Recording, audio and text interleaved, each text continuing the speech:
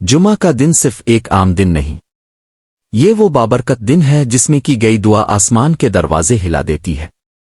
बहुत से लोग आज भी परेशान हैं, घर में तंगी है, रिस्क रुक गया है, दिल बेचैन रहता है।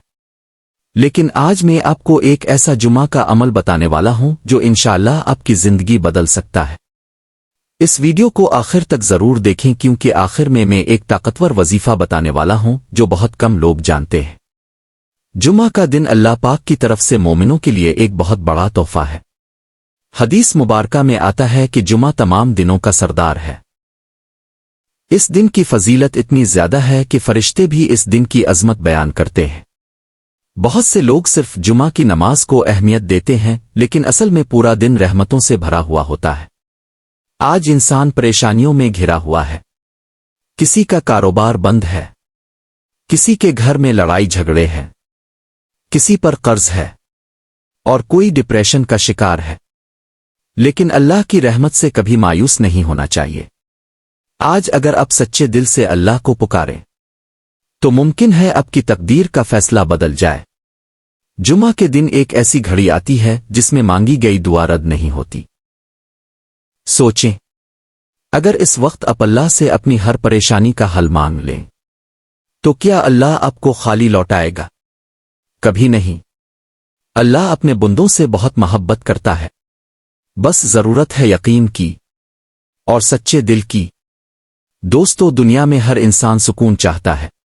हर कोई चाहता है कि इसके घर में बरकत हो, पैसा हो, सेहत हो, मोहब्बत हो।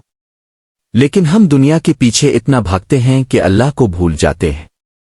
जब बंदा अल्लाह से दूर होता है तो परेशानियां इसका पीछा नहीं छोड़ती, और जब बंदा अल्लाह के करीब आ जाए तो मुश्किलात भी आसान होने लगती है।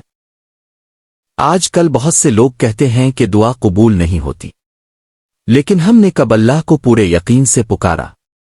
हम नमाज में भी दुनिया के ख्यालों में गुम रहते हैं। जुमा का दिन हमें अल्लाह के करीब आने का मौका देता है। इस दिन दुरूद शरीफ की कसरत करें, सूरत कहफ पढ़ें और दिल से तौबा करें। अब देखेंगे कि आहिस्ता आहिस्ता जिंदगी में अजीब सुकून आना शुरू हो जाएगा।